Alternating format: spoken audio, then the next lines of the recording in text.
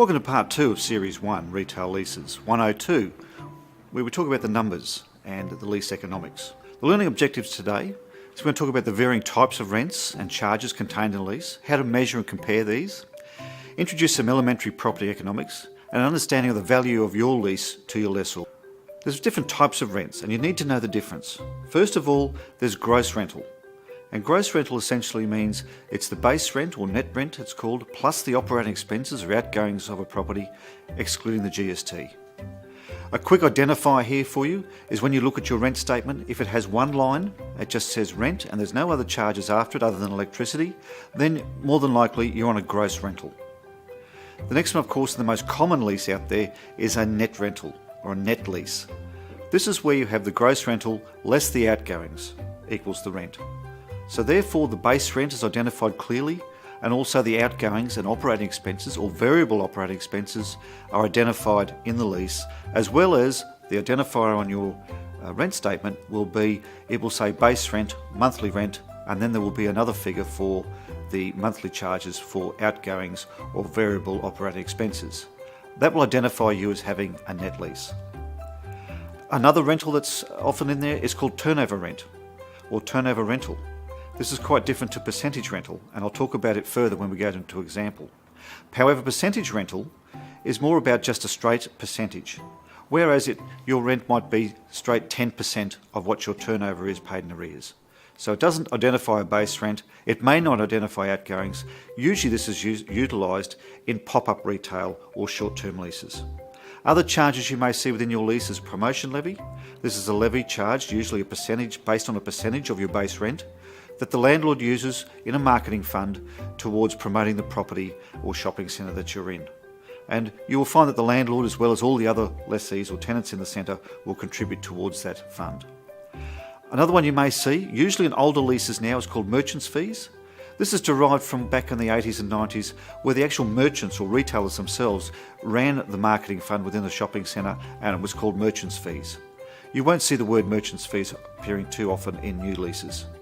The last one is outgoings, and most disputes in retail shop leases are derived around how outgoings are charged and how they're apportioned to the lessees. And we'll go into that in some detail now.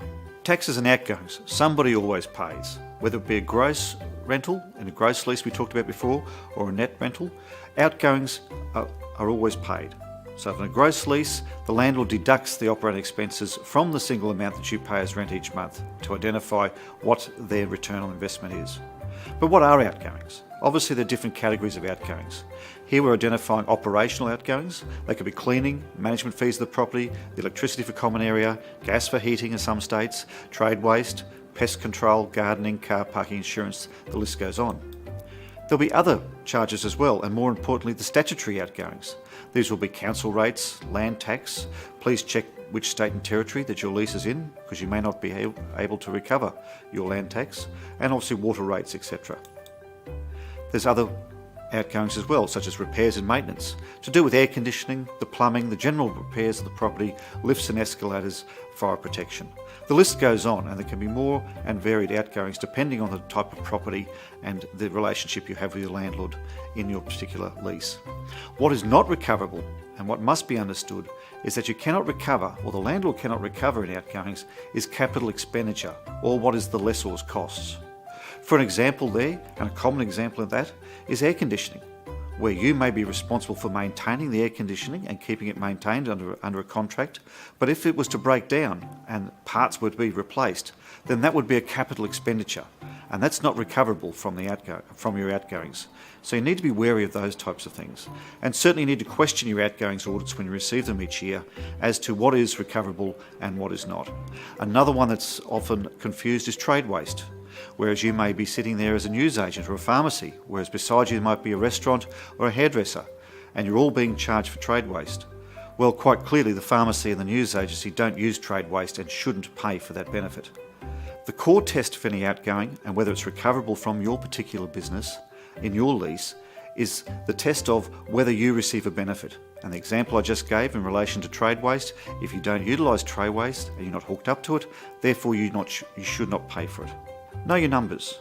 This is the most important part of your retail shop lease. And we're going to talk a bit now about some of the terminologies the landlords use and some of the numbers and how they derive them and where we get to with comparing our lease and how it's performing.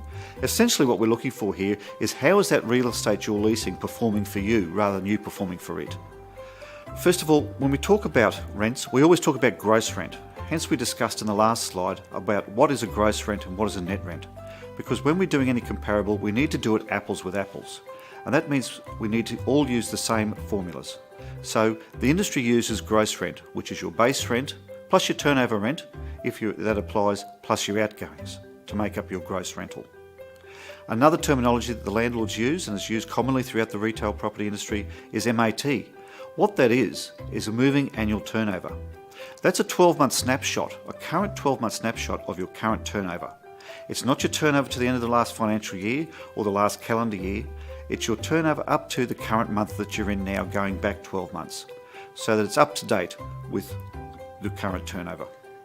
The next one we talk about is occupancy cost percentage. It's a straightforward formula. It's your gross rent divided by your moving annual turnover or your current sales as a percentage. Occupancy cost ratio is a great measure of how your business is performing within that lease, or more so how the real estate is performing for you rather than you performing for it. Each retail category or each retail channel has its own industry benchmarks in relation to occupancy cost percentage, and they vary quite considerably throughout a property. There are tables available within the industry which set out the different types or different ratios that your occupancy cost represents to your business. To give you an example, in the large supermarkets, their occupancy costs may range between 1.75 and 2.25% of their turnover. Then you might get fruit and veg running at 3 to 6, newsagents running at 6 to 9, you might have pharmacy front of shop running between 10 and 12%. Then you get into takeaway food may run as high as 12 or 15%. And as you get into the high-end fashion and jewellery stores, etc., the occupancy costs there can be much higher. The reason they vary is because of the size of the premise that they have, the different sales units they have, and the margins that govern their business. So they will vary, and you need to know your specific retail channel as far as its benchmarks and occupancy costs and how they compare. When you're doing a lease comparison, just doing a straight rent per square metre is not sufficient in this market. You need to understand your occupancy cost percentage so that you know exactly how you are performing within your industry within that particular size premises. Turnover per square metre is a great measure. It's quite simply put is your moving annual turnover divided by your lettable area. So that's your sales divided by the area that you lease as a measure to tell your turnover per square metre. This is a great measure to tell us whether your shop is too big or too small. Quite often we find out there that premises are too large and we've been leasing too much real estate, which is affecting our occupancy costs, which is the above measure we've been talking about. Quite simply put, within your industry, once you understand your industry benchmarks for occupancy cost percentage, you should also get an understanding of what your turnover per square metre should be. That will tell us straight away if your shop's too big or too small, as I said. An example there, for instance, in pharmacy, where we benchmarked that the average pharmacy should be between $5,500 and $7,500 a square metre for front of shop sales. If they are trading at $4,000 per square metre, we would immediately look at the size of their premises and look to try to shrink that to improve their occupancy cost.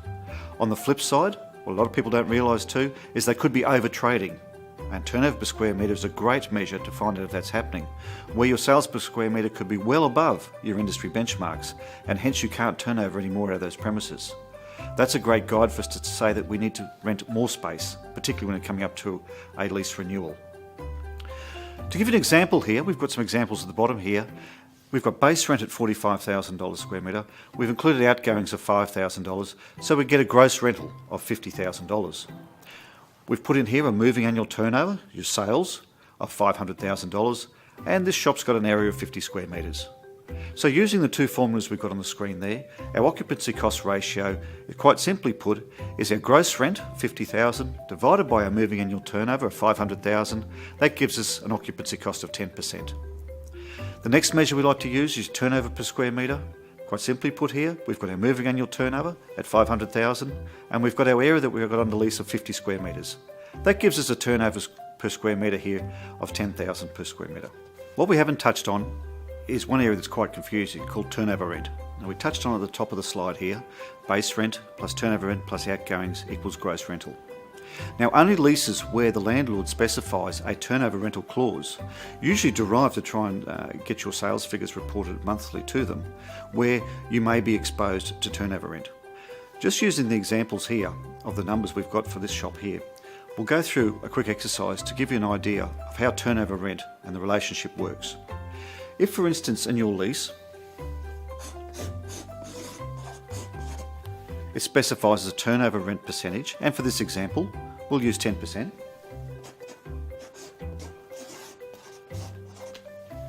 And noting that we've got sales here of $500,000,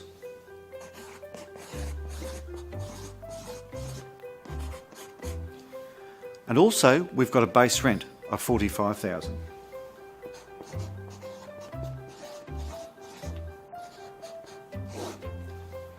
The relationship here of how you calculate turnover rent is quite simply put as the percentage in the lease for turnover rent divided by your base rental. In this instance, we divide 10% into 45,000, and that gives us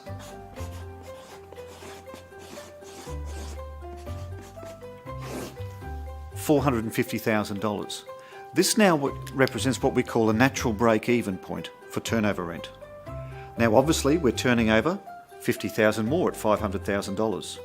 Therefore, the difference between your natural break-even and your actual turnover on a 10% clause here means we have overage rent, or overage sales we'll call it first, of $50,000. At which point we apply the turnover rent clause at 10%.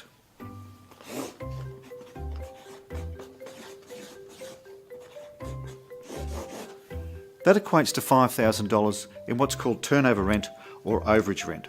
So in this example here, with a 10% clause on $45,000 base rent, with a moving annual turnover sales of $500,000, we've exceeded our natural break-even point of $450,000, which calculates out to an extra rent we'll have to pay at the end of the year of $5,000 towards the landlord.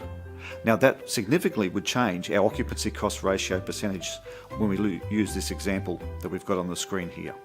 Alright, now that we know our numbers for your lease, your occupancy cost percentage and your turnover per square metre, and you've got an understanding of how that fits within your particular retail channel and how it compares with other retailers in the same channel, like with like, apples with apples, newsagent for newsagent, pharmacy for pharmacy, then you can start to have an understanding. And what we need to understand is the value your lease, or you as a lessee, represent to the landlord.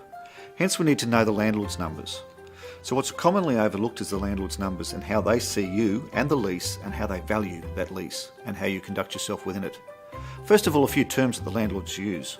First of all is yield. That's just simply put as their passing annual income, usually the net rent. In a gross lease, they would take out the operating expenses and the balance that's left would be their yield or their passing rent. Next one's capitalisation rate. That's just a simple index that they use to value either their shopping centre or their property as a whole, but they can actually break that down to value your individual lease.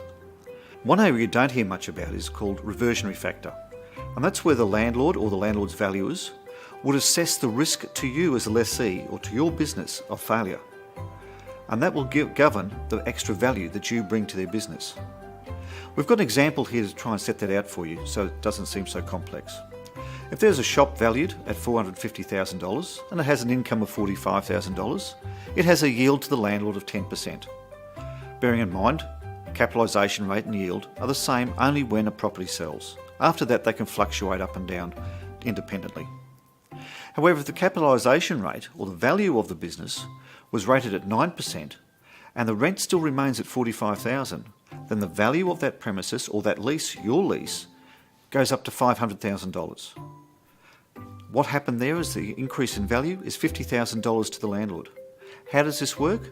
Quite often with branding, how you operate your business, how you conduct yourself as a lessee, can change how your lease and how your contract is valued to the landlord. Quite simply put, if we had a non-branded news agency right beside a branded news agency with a national brand, with a modern fit out, staff in uniforms, etc. Okay, both paying the same rent, a value would come along and they would more than likely put a lower capitalisation rate on the branded national franchised news agency. Therefore, that actual lease or that lessee represents more value to the landlord. And that's something you need to understand when you're negotiating your lease, is that you do bring some value to the landlord, and there's money left on the table if you understand those negotiations. Where can you access more information? Certainly get copies of your state or territory retail lease legislation, a copy of the federal government's Look Before You Lease booklet, which is very helpful, some of the latest CPI results. Go to our website www.lease1.com.au and click on our leasing links. Also, you might find helpful our top 10 leasing tips. Click on download the free report. Further, we've got some frequently asked questions from our clients over the years. Click on FAQ. For the latest topics and discussions on the market and retail leasing, click on the blog. But certainly if you've got a specific question or you need more information or help, click on Contact Us. And just remember, you should always know your numbers. Never go into a lease negotiation, never go into a meeting with the landlord without understanding the basics. And that's your occupancy cost and your turnover per square metre and how that sits within your industry. Because certainly know that they are analysing your business, and more often than not they know more about you than you know about yourself. So please know your numbers.